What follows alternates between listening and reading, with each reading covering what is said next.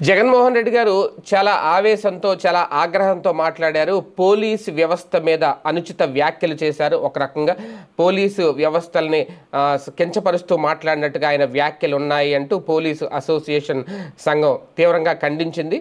అలాగే దానికి సంబంధించి ఆయన మాటలు వెనక్కి తీసుకోవాలనే డిమాండ్ కూడా తెర మీదకు తీసుకొచ్చింది. ఏంటంటే అన్యాయానికి సపోర్ట్ చేస్తున్నారు, అవినీతికి సపోర్ట్ చేస్తున్నారు పోలీసులు. అటువంటి వాళ్ళని రేపు అధికారంలోకి వచ్చిన తర్వాత గుడ్డలోడదీసి నిలబెడతామంటూ ఆయన చేసిన వ్యాఖ్యలు ఏవైతే ఉన్నాయో ఆ వ్యాఖ్యల్ని తప్పుపట్టారు. ఎందుకంటే వల్లంనేని వంశీ అరెస్టు తర్వాత ములాఖత్తులో భాగంగా జైలు వద్దకు వచ్చి ఆయన పరామర్శించిన తర్వాత చేసిన వ్యాఖ్యల్లో ఇవి చాలా కీలకంగా మారినాయి. రాష్ట్ర వ్యాప్తంగా సంచలనం రేకెత్తించాయి జగన్మోహన్ రెడ్డి గారు చేసిన వ్యాఖ్యలు. దీని మీద పోలీస్ సంఘం చాలా సీరియస్గా రియాక్ట్ అయింది. ఈ వ్యాఖ్యలను వెనక్కి తీసుకోవాలని కూడా డిమాండ్ చేస్తుంది. ఎందుకంటే మొన్నటి వరకు 8 నెలల క్రితం మీ ప్రభుత్వ హయాంలోనే మీ దగ్గరే పనిచేసాం మేమందరం, ఇప్పుడు ప్రభుత్వం మారినంత మాత్రాన మేము అవినీతి పరులం అయిపోతావా, అన్యాయాన్ని కొమ్ము కాసే వాళ్ళం అయిపోతావా అంటూ పోలీసులు అందరూ సీరియస్గా రియాక్ట్ అయ్యారు. ఆ మాత్రం దానికే ప్రభుత్వాలు మారినప్పుడు అంటే మామూలుగా పోలీసులైనా అధికారులైనా ఎవరైనా ఏ ప్రభుత్వం మారినా ఆ ప్రభుత్వం చెప్పినట్టు వినాలి.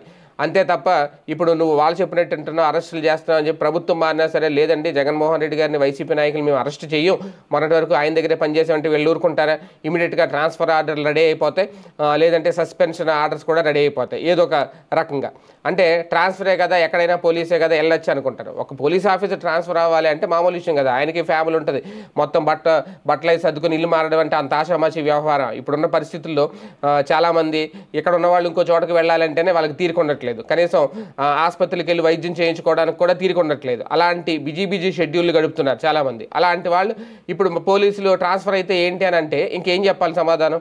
పోలీసులు ఈజీగా ట్రాన్స్ఫర్ చేయించేస్తే ఇక్కడ వాళ్ళు అక్కడికి, అక్కడ వాళ్ళు ఇక్కడికి మార్పించేస్తే వాళ్ళకి ఇబ్బందే కదా, వాళ్ళకి ఫ్యామిలీలు ఉంటాయి, వాళ్ళకి పిల్లలు ఉంటారు, ఇల్లులు మారడం అంటే అంత ఆషామాషి వ్యవహారం కాదు. కాకపోతే ఓకే, అక్కడ అన్యాయం చేసే పోలీసులు అనే మాటే అన్నారు జగన్మోహన్ రెడ్డి గారు, అందరినీ అనలేదు. కాకపోతే ఖచ్చితంగా అది పోలీస్ వ్యవస్థ రియాక్ట్ అవుతుంది. పోలీస్ అసోసియేషన్ సంఘం ఖచ్చితంగా దానికి సంబంధించి జగన్మోహన్ రెడ్డి గారు ఆ మాటలు వెనక్కి తీసుకోవాలి అనే డిమాండ్ కూడా తెర మీద తీసుకొచ్చింది. కాబట్టి దాని మీద ఇంకా జగన్మోహన్ రెడ్డి గారు ఎలా రియాక్ట్ అవుతారు అనేది చూడాలి. కానీ ఒకనొక సమయంలో ఇలాంటి గుడ్డలోడ తీస్తంత లేదంటే పంచలోడ తీస్తంత అనే మాటలు ఎవరు పవన్ కళ్యాణ్ గారు అన్నారు. కాకపోతే ఆయన రాజకీయ నాయకులను ఉద్దేశించి అన్నారు, అంతే తప్ప పోలీస్ వ్యవస్థను పోలీసు అధికారులను ఎప్పుడూ మాట్లాడలేదు. కానీ ఇప్పుడు జగన్మోహన్ రెడ్డి గారు అధికారులను టార్గెట్ చేశారు, పోలీసు అధికారులతో మాట్లాడుతున్నారు. ఒక సీఐని టార్గెట్ చేశారు నేరుగా. వల్లంనేని వంశీని అరెస్ట్ చేసిన సీఐ ఏడాదిన్నరలో రిటైర్ అయిపోతారనంట, సప్త సముద్రాలు దాటినా సరే ఎక్కడున్నా సరే వదిలిపెట్టేది లేదు అంటే ఒక పెద్ద హెచ్చరిక ఇచ్చారు ఆయనకి. ఇప్పుడు ఆయన రేపొద్దున్న రిటైర్ అయినా సరే ఆయన మనశ్శాంతిగా ఉండలేడు. ఇంకా సప్త సముద్రాలు దాటి అంటే ఇంకా ఆయన ఏ విదేశాలు వెళ్ళిపోయినా ఎక్కడున్నా సరే నేను పట్టుకుంటానని చెప్తున్నారు ఆయన.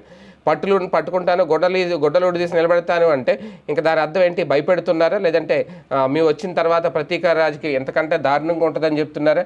ఈ మొత్తానికి ఆ మాటలు వెనక్కి తీసుకుంటారులే, చూద్దాం.